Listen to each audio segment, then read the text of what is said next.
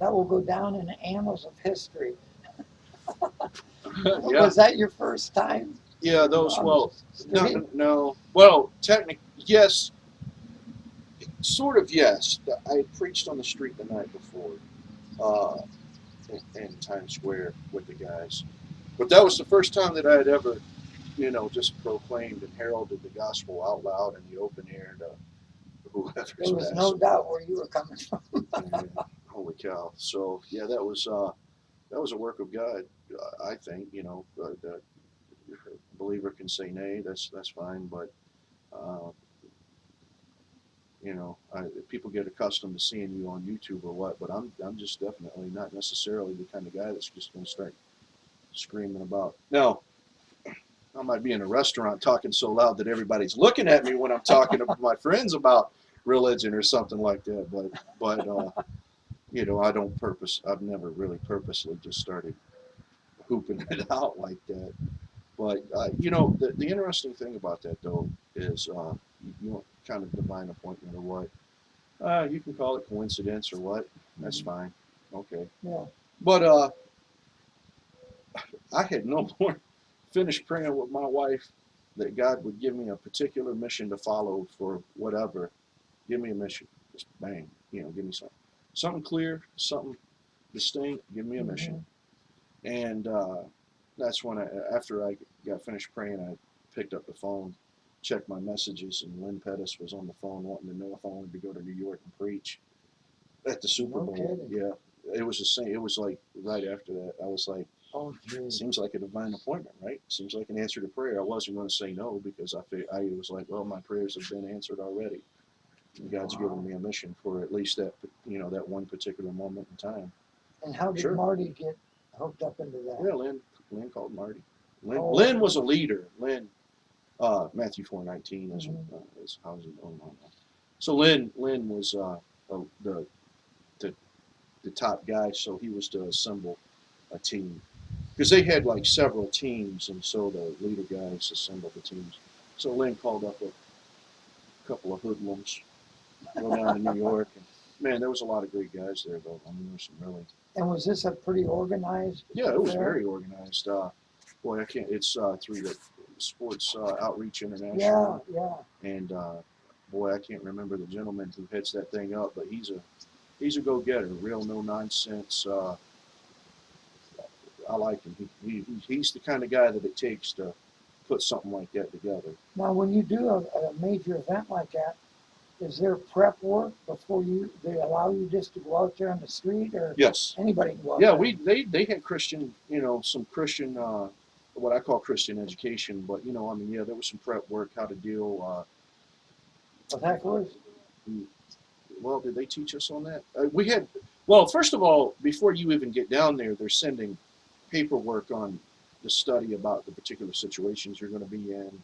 Oh, Uh, you're possibly going to be dealing with authorities, mm, hecklers, and stuff like that. So you read it all and then affirm that you read it and understand it with oh, a digital signature is what I do. But yeah, so you give a signature on that. So there is that preparation before you get down there, and then once you're down there, it was a lot of classes in the morning.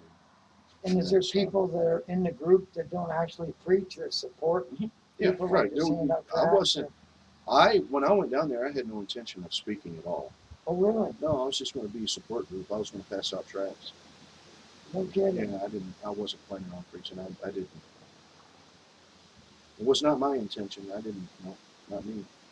And are you like assigned or nudged into that position, or did you just think Well, it's you're, time? yeah, kind of encouraged to do it, but uh, I'm a little bit obstinate, and I refused to do it until I felt what I call an unction. That I was Yeah. confident that I wasn't going to be out there spewing stuff for the sake of spewing stuff. Yes. Yes. Have something to say. That I waited. I wanted to wait on God, and I think that the men that I was with and the people that I was preaching, well, maybe not the people that I was preaching around to and stuff might not have appreciated, but the men that I was with, I think, appreciated the fact that I was hesitant until I was prepared. And to the unbeliever, what I did was probably complete and total foolishness. And I'll say, right, that's what the Bible says. It's complete and total foolishness to the unbeliever. But I can tell you, to this believer, it was awesome. Well, you know, And you know, the cool thing is, God makes man out of dirt. right, You know, so right. I so can relate to you know, that. so don't, you know, Yeah. it's not that I did anything fantastical. Just, you know, You know what? did something very outside of my nature, so to speak. Right. That's what Because really of makes it hard. But when you were doing that and that heckler came, that young boy went to that heckler and said something like, "Why are you doing this?" Yeah, I was. Even that young kid felt something wasn't right. Well, right, and he, well, you know, I mean, I guess you could argue both ways. I mean, looking back, you know, I mean, you could argue, well, it's kind of rude for the old Christian there to, you know, as the old guys were saying, the middle-aged fat guys, what a lot of guys were saying. I was like, man, I do need to go on a diet. Look at me over there. So, but yeah, so but you know, because He was intruding on your space. well, You yeah, know, but then see the argument. I want to be fair-minded enough to say that, you know, quite possibly I was intruding on those people's space. You know, these people just want to watch their iPods and or Mhm. iPads and listen What kind to of an music. area was that? Well, it that was like an enclosed area, probably some. It was fairly large, and but it was enclosed, and people had to wait on the boat.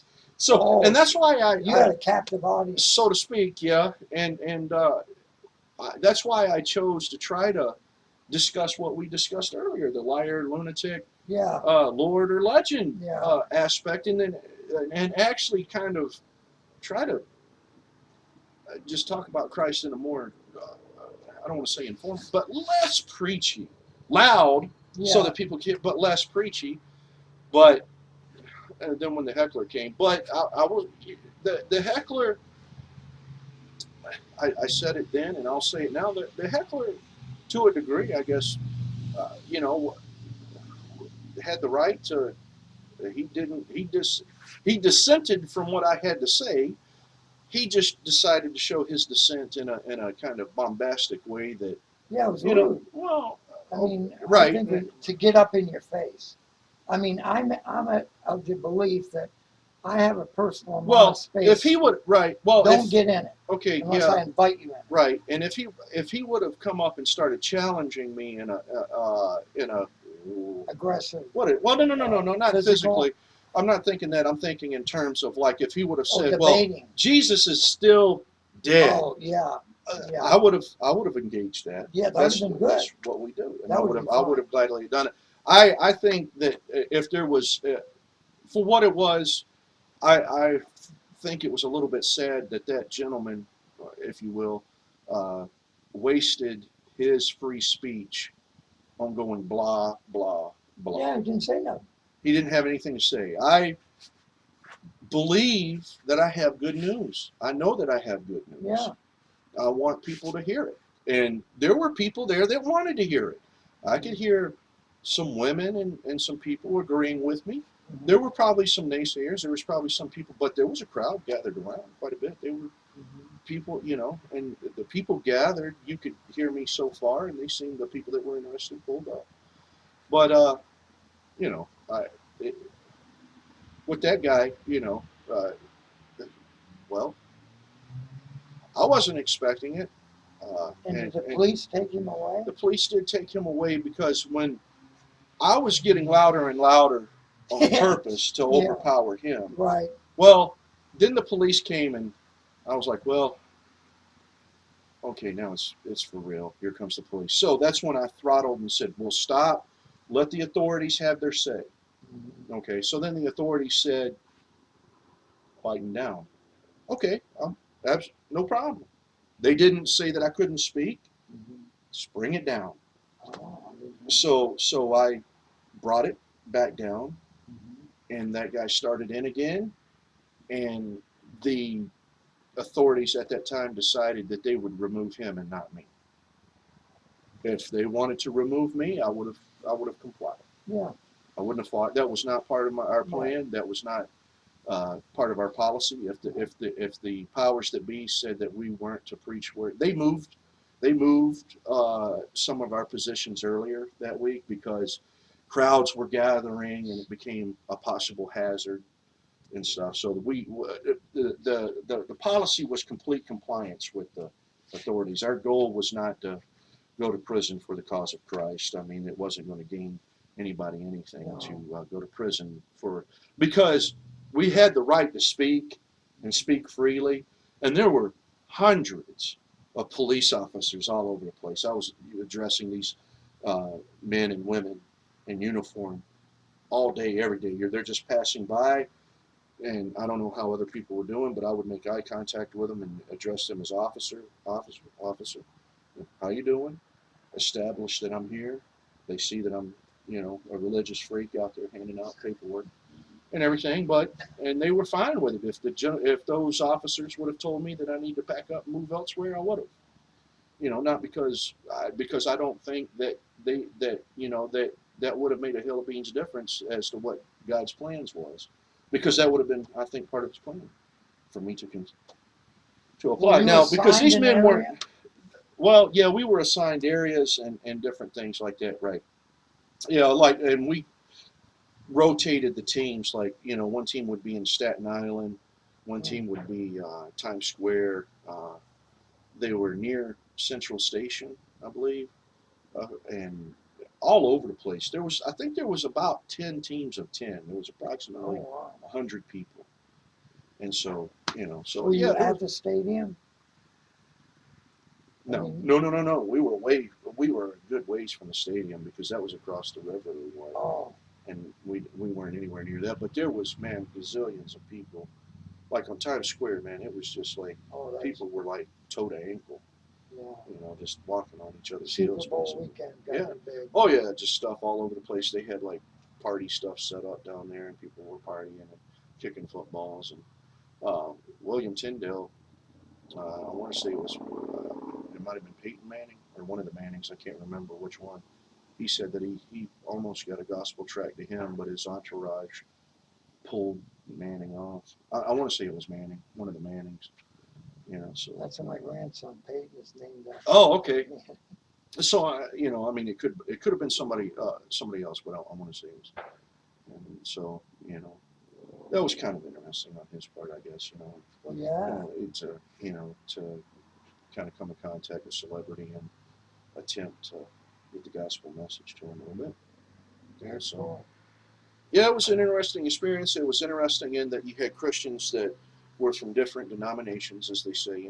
Christianity's all busted up. You had those Calvinists and those non-Calvinists and this and that and there, but we were there on one truth, that Christ died for sins according to the Scriptures, that He was buried, and that He was raised again on the third day according to the Scriptures, and that whosoever believes will be saved. It seems like it takes a special person to stand out on the street corner. Yeah. I don't think I could do that. I think you might be missing something if you do that. There's no, I don't know. My mind. But I tell you, it was, I don't know. I guess you could say, was it adrenaline? Blah blah blah. I mean, there could be 1,000 arguments as to what it was, but I really, to take some people that are like, of course, again, it just seems to be like a mischaracterization to say that you're shy and then you're on YouTube all the time making videos talking as casually as we are. But there's a difference, somewhat of a separation on YouTube, that you're a little disconnected versus. They're flesh and blood people talking to them and stuff. Now, part of my Southern culture that I grew up in and stuff like that, where I'm a little more used to rubbing shoulders a little bit, being social with strangers a little bit more. But in New York City, where people were coming from everywhere, man, everywhere. I was running into people would chat for a second. Oh yeah, we're from, can't believe you're out here doing this. Some Christians would pass by, oh, it's so good you're doing this, or I can't believe you're out here doing this, and this is so good, and people from all over the place. And then, I don't know, I met a few actresses there that were, they were handing out stuff for the Broadway play Chicago. Oh, They were doing Chicago, and so they were asking me what I was asking them what they're out there doing. They were all dolled up and in their costumes and stuff. And, oh yeah, we're actresses. We're doing, we're out here pedaling for the play. And I was like, well, I'm a Jesus freak, and I'm out here pedaling for Jesus, right? So I said, let's swap stuff, And so the one actress I was talking to took a handful. She goes, I'll go give these to my girlfriends. So cool. I don't know if she did or not. She might have just wanted to unload some of the Jesus freak stuff. I mean, I don't know. But it was an interesting experience. And another thing, of course, when I was on the way home, I was talking to some people, and we were all talking about, because I was in line right up with a GI, and of course, so now I'm picking his brain. Where you been? Where you going? What's up? What do what do you do? Uh, what's your job? What you do? You know, just kind of talking to the man in uniform. And he was telling me this and that, and why he's in New York City, which I can't remember any of it now. But and then another girl kind of joined in the conversation a little bit, and I was like, man, I said I've been here in New York City for like 3 or 4 days, and I said, man, the people are friendly, they're great. Is that how long you was there? It was 3 or 4. I think I went from Wednesday to Sunday. Yeah, Wednesday to Sunday. kidding. Yeah. Where'd you stay at? Oh, we stayed at the YMCA. Oh, did you? Yeah, it was fun to stay at the YMCA. So you weren't staying at the Hilton? No, we didn't stay. No, there was no Hiltons. It wasn't no Hiltons, no towel service. Nobody made your bed for you. It was a double bunk room. The room that I was in wasn't even big enough to hold the bed right. It was like it had a little indention in there, and the bed's like kitty corner. I didn't know the Y's used Well, the to Y do that. it was now. Don't get me wrong. I'm not knocking the Y at all. It was very clean. Mhm. The bathrooms were taken care of, very nice. Community bathrooms for the whole floor. But they were very clean. Everything was clean, uh, and they, it was the rooms were clean. It was. I'm not knocking it at all. I mean, they Yeah. for what it was. I mean, we were staying in New York, and I think we were paying. I can't remember. I think it was $30 a night to stay there in New York City. So, are you going to complain about that? No. Because I heard people quoting prices like that when I would be talking to them, like $500-600 Yeah. a night. Yeah. So, Wow. right. But that was an interesting experience. It was interesting to meet fellow YouTubers in real life in person, because there was the Bible thumping Wingnut, Yeah. Matthew 4:19, William Tyndale 1, Mere Christian Logos. Was that? Oh yes, and the Flying Axe Blade. I don't know if you're I familiar don't with know. him. I've heard the name. Yeah, he's a real interesting guy too. He's cool. Did he preach? Yeah, he sang. He sang. Yeah, he Is preaches and sings. Yeah, when he would be singing the scriptures, he would read it, and I'd like to see that. he's a cool guy. He gave us all knives. Knives. Yeah, they were little knives like this. Yeah, Like souvenirs? Yeah, because his name, he does what his name is, Flying Axe, but he chucks and throws. He does? Yeah, he throws tomahawks and stuff like that, yeah. He's a blade man. You see him on there with these swords, Japanese style swords or what, slicing up water bottles and milk jugs and stuff like that. Yeah, I'll have to show you his channel. You mean, is his channel more about axes or Christianity? Yes. It's both. It's a mixture. He does a little both. Plus, he has some. One of his channels, Bible Fire. I believe maintains a golf course is his main job. I think so he does maintenance on golf course, and so and then they have a wall, and they have a little ministry going where I think they bring in challenged teenagers to hang out, and they deal with them there. When you go to your assigned location, there's about 10 of you. Yeah. Is there a plan for who's preaching for so long? Or, I mean, what's the chronological order of the day? Well, yeah, I guess you kind of agreed on who was going first. And then the principle that we used is if you, whoever, when you're preaching, you preach, I guess, until you're just done preaching, which, mind you, when you're out there, because we weren't using any amplification, so everything that you had was from the gut out. Oh. You know, you had to pump it out because we couldn't use amplification. So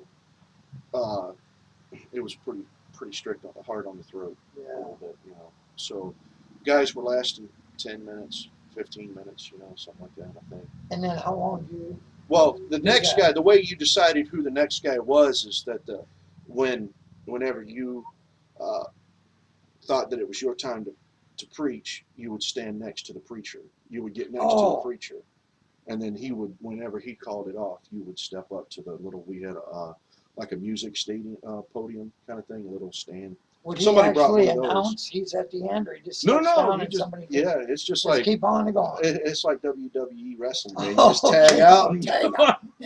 Yeah. Right. so yeah, it was interesting, but you know, so you got 10 groups. I don't know how the other groups did.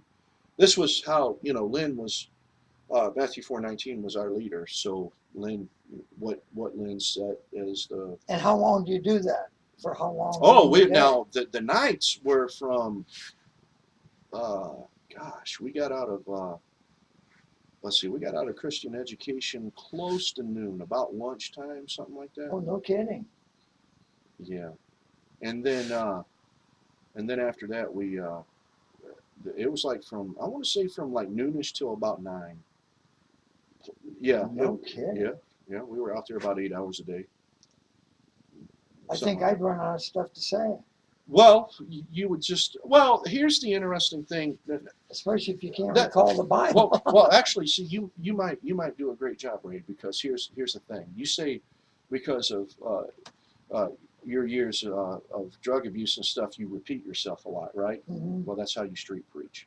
Oh, When we were there, because like on people move. oh yeah, Yeah, you had an right. audience on the now at Staten Island it was a little bit different, but when we were like on Times Square and stuff like that, you had an audience for a full 15 seconds. Oh, You know, so your message is quick you and to know the point. repent, believe the gospel. Okay. Jesus is raised from the repent. dead. Repent, believe the gospel. Jesus is raised from the dead. I've got good news. Jesus is raised from the dead.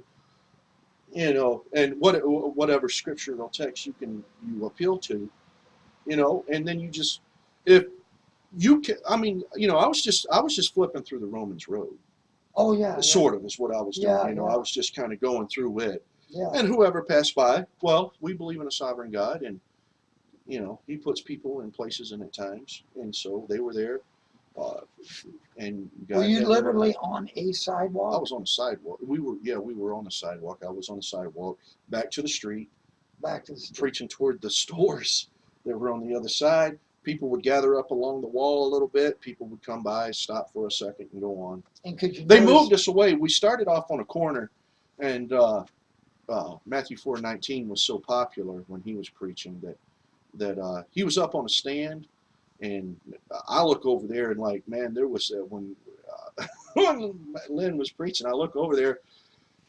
There was probably a group of 50 people maybe gathered around and about 5 or 6 police officers. So I was like, oh, wow, man, we've been here a total of about an hour, if that. No kidding. Yeah.